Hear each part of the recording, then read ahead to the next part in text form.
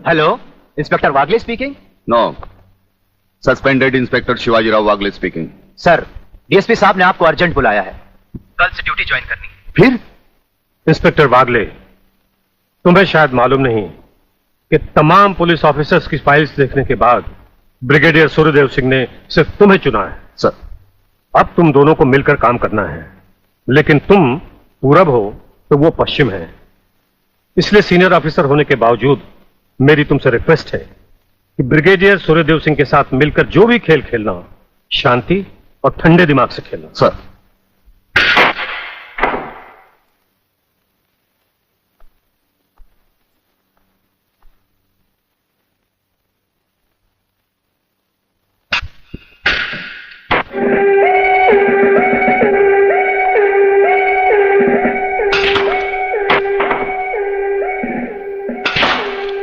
बड़े प्यार से खेलते हैं आप। असली खिलाड़ी मरने वाले दुश्मन को पता भी नहीं चलने देते कि कब होगी उसकी मौत।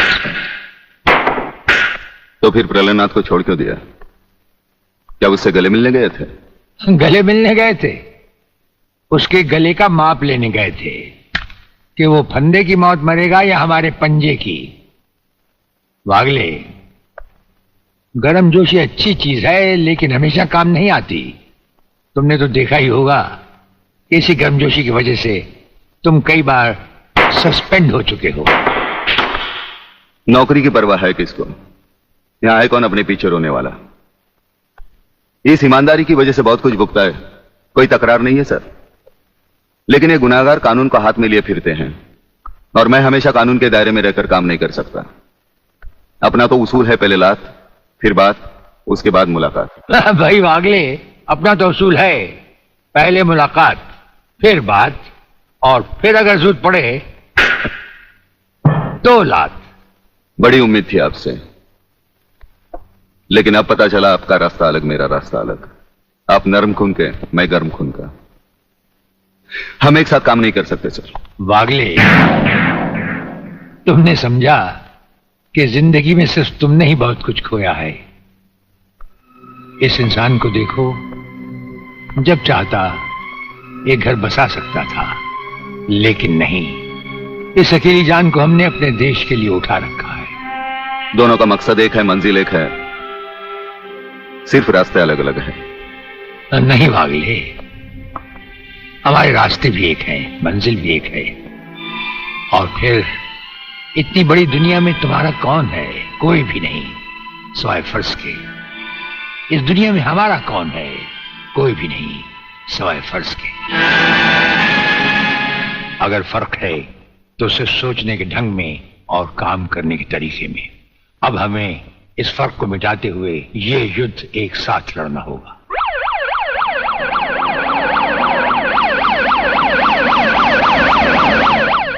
मुझे अपनी जान की तो परवाह नहीं है, लेकिन आप इस तरह खुलेआम गाड़ी में घूम रहे हैं, यह खतरा मैं उठा नहीं सकता। जिस गाड़ी में तुम बैठे हो ये मामूली गाड़ी नहीं। मामूली गाड़ी मामूली आदमियों के लिए होती है, ये गैर मामूली गाड़ी है, एक गैर मामूली इंसान के लिए। बुलेट प्रूफ, और इसमें ऐसे ऐसे गैजेट लगे हुए हैं जो बम से लेकर पटाखे तक की खबर में मिल जाती है। लेकिन इस वक्त हम जा कहां रहे सर? गाड़ी रुकने पर तुम्हें खुद ब खुद पता चल जाएगा।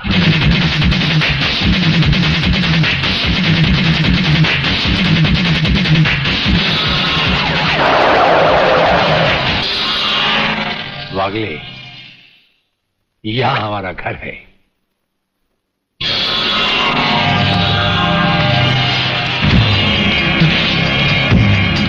यहां तो सिर्फ चारों तरफ जंगल ही जंगल नजर आ रहा है, रहने की तो कोई जगह ही नजर नहीं आ रही।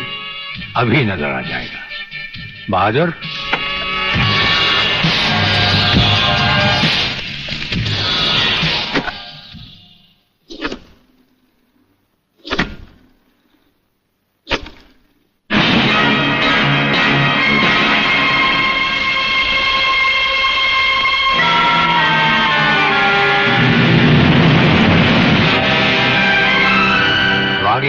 ये ऐसा बंकर है जिसका अता पता सिर्फ हमें या एक हमारे खास आदमी खबरीलाल को है, और आज से तुम्हें होगा।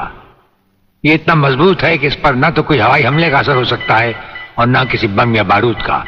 दुश्मन तो क्या, हमारी इजाजत के बगैर परिंदा भी पर नहीं मार सकता। वागले आओ, अब हम तुम्हें अपने बंकर से वाकिफ करवाएं। ये रहा हमारा ट्रांसमीटर सेक्शन। यहां से हम हिंदुस्तान के किसी भी मिनिस्टर से जब जी चाहे हॉटलाइन पर बात कर सकते हैं, लेकिन आसमान वाले ने चाहा तो इसकी जरूरत कभी नहीं पड़ेगी। हम अकेले ही तुम्हारे साथ वागले सब कुछ संभाल लेंगे। और वो देखो, वो एक कमरा जिसमें सब हथियार रखे हुए हैं, और उस कोने में रहा हमारा अस्पताल। यहां हर लाए दुश्मन का सीटी स्कैन करके उसकी अंदरूनी बीमारियों को बाहर निकाला जाता है। मुझे छोड़ दीजिए ब्रिगेडियर साहब, मैं सच कहता हूं, मैं प्रलयनाथ के बारे में कुछ नहीं जानता। मुझे छोड़ दीजिए ब्रिगेडियर साहब। और छोड़ तो तुम्हें जरूर देंगे, लेकिन तुम मोटे बहुत हो, थोड़ी चर्बी कम होने के बाद। ये अस्पताल मेरे हवाले कर दीजिए सर। चर्बी कम करने के बहुत से तरीके मुझे मालूम है। हाँ, गुड वागले।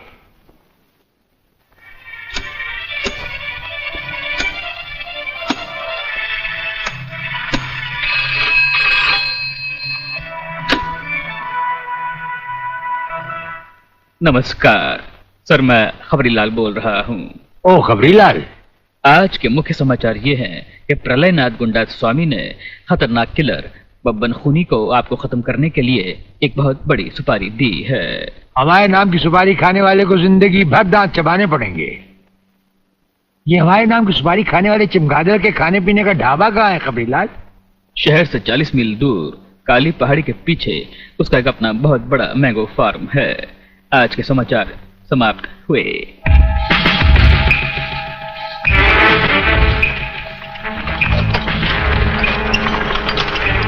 चौबे गंगवा, ये माल जो तू आसाम और यूपी भेज रहा है तगड़ा है ना?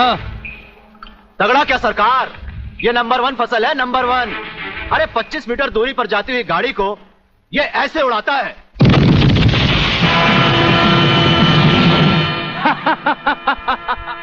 देखा सरकार, ये अपनी बम फैक्ट्री में बना हुआ मैंगो का कमाल। यूपी और असम में आतंक फैलाने के लिए ये माल तो ठीक है, पर मुझे वो माल बता जो ब्रिगेडियर सूर्यदेव सिंह को उसकी गाड़ी के साथ जलाकर उसे राख कर दे। वो भी तैयार है सरकार। ये देखिए छोटा सा हापुस जो 50 मीटर की दूरी पर जमीन पर गिरते ही ऐसा फटता है कि मरने वाले की हड्डियों का सुरमा बन जाता है। ये देखिए।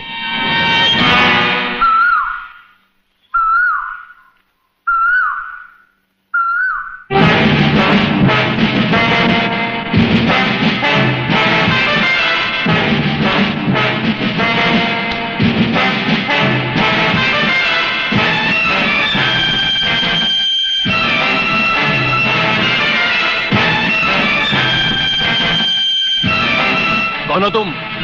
लगता है बब्बन मियां ने कल रात अपनी आंखों में सुरमा नहीं लगाया, जरा कम दिखाई देता है। ब्रिगेडियर सूर्यदेव सिंह? हाँ, ब्रिगेडियर सूर्यदेव सिंह। बब्बन मियां, हमें तो उसी के हाथों से मरना है जिसने हमें इस दुनिया में पैदा किया। तुम सब अपने आप को हमारे हवाले कर दो, वरना तुम्हारा बनाया हुआ आमों का बागीचा तुम सबका अपने हाथों से बनाया हुआ कब्रिस्तान बन जाएगा।